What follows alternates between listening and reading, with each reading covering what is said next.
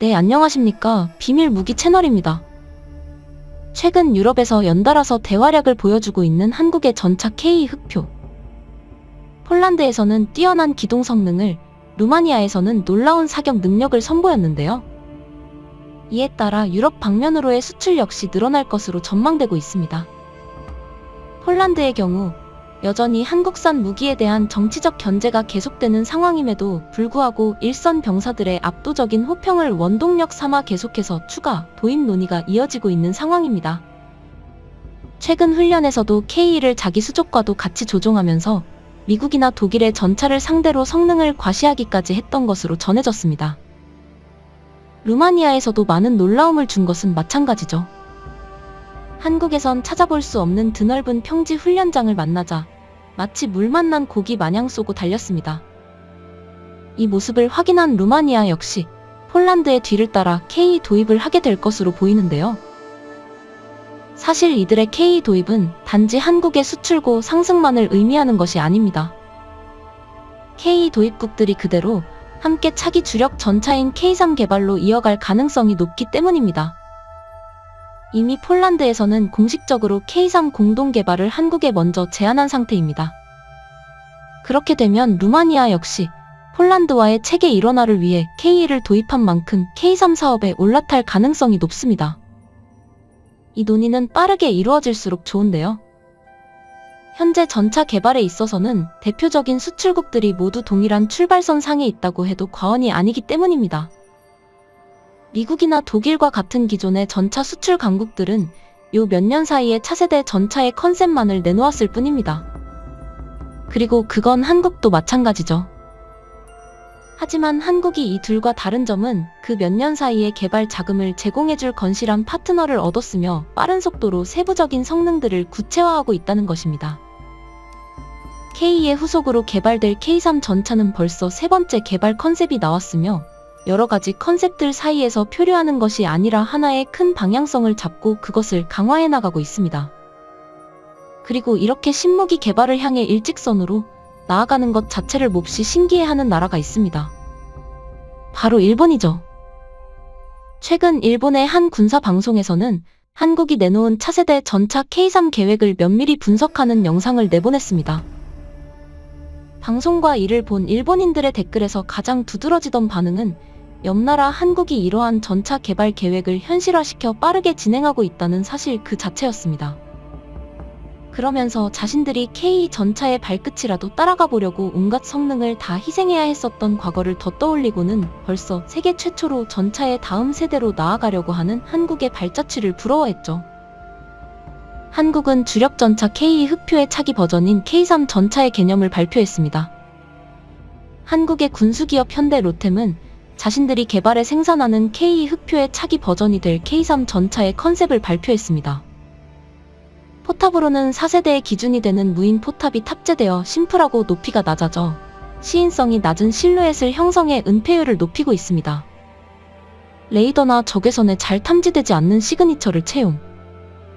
RWS나 연막탄 발사기 같은 것은 외부에 노출되어 있지만 대전차 미사일을 포탑 내부에 수납하는 등 스텔스화를 도모하고 있습니다. 차체는 강철 세라믹 복합재로 구성된 모듈 장갑을 갖추고 있습니다. 상황에 맞춰 장갑을 추가할 수 있는 것으로 보입니다. 무게는 55톤으로 이는 K와 동일한 중량 설계로 되어 있습니다. 동력은 디젤 엔진으로 최고 속도는 험지에서 시속 50km, 포장지에서 시속 70km인데 이는 K와 같은 스펙입니다.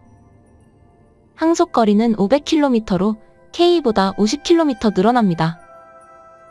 무인 포탑을 채용했기 때문에 승무원은 차체 앞부분에 있는 장갑 캡슐 안에 탑승하고 거기에서 원격 조작으로 포탑을 조작합니다.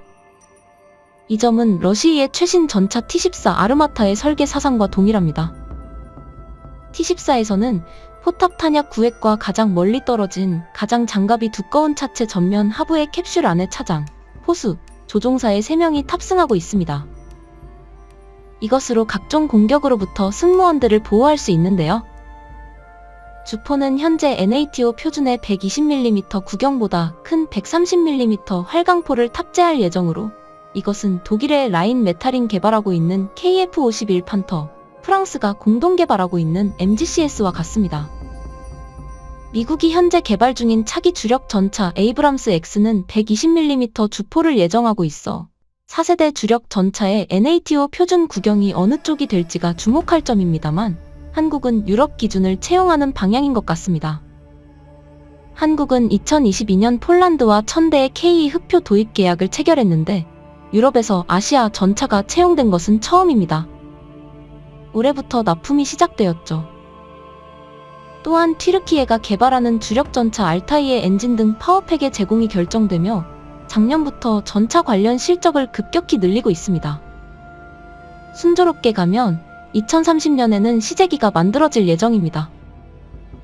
2030년 전후로는 각국이 개발 중인 4세대 전차들이 모두 등장할 것으로 보입니다. 해당 방송의 댓글에는 한국이 벌써부터 이러한 발전을 보여주고 있다는 데에 충격을 받았다는 반응이 많았습니다. 무기 수출로 영향력이 오르고 있는 가운데 신형 발표는 상당히 충격이 크다. 전차라 일본은 한국과는 상황이 다르지만 만일을 위해서라도 대비를 해두면 좋겠네요. 수출로 데이터를 얻을 수 있다는 건 강하네요. 납작한 포탑은 감각있고 형태도 좋네요. 결국 승무원은 3명이 주류가 돼가는 걸까요? 동력 시스템은 수소 연료 전지가 채용될 것이다. 주변국의 반응을 고려해서 디젤 엔진으로 발표한 것. 이처럼 일본에서는 K3의 개발 계획과 그 성능에 놀라고 있을 뿐 아니라 한국이라면 실제로는 이 계획보다 더 대단한 것을 만들어낼 것이라는 생각까지 지니고 있습니다.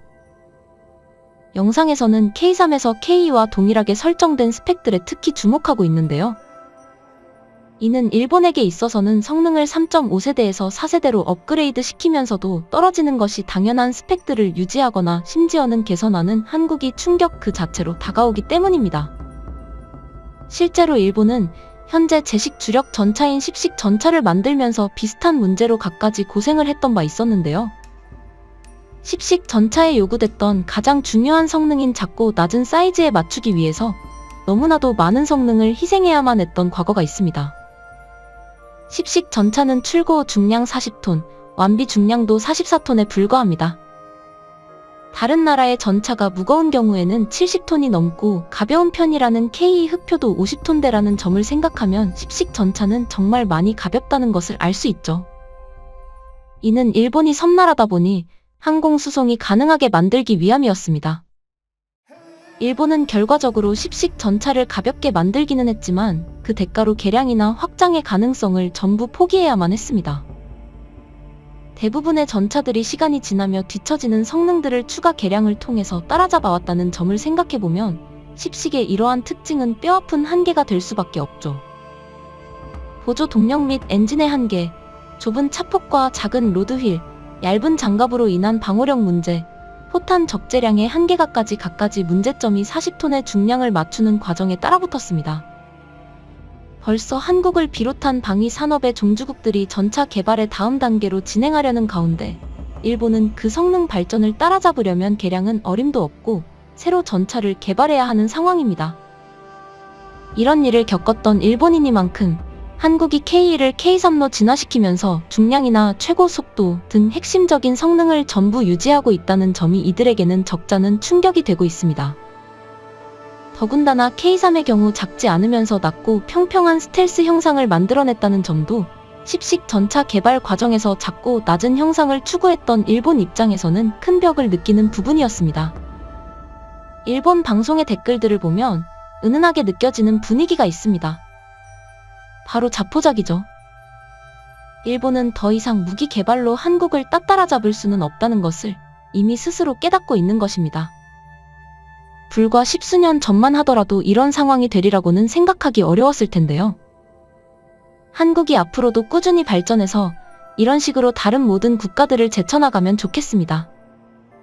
시청해주셔서 감사합니다.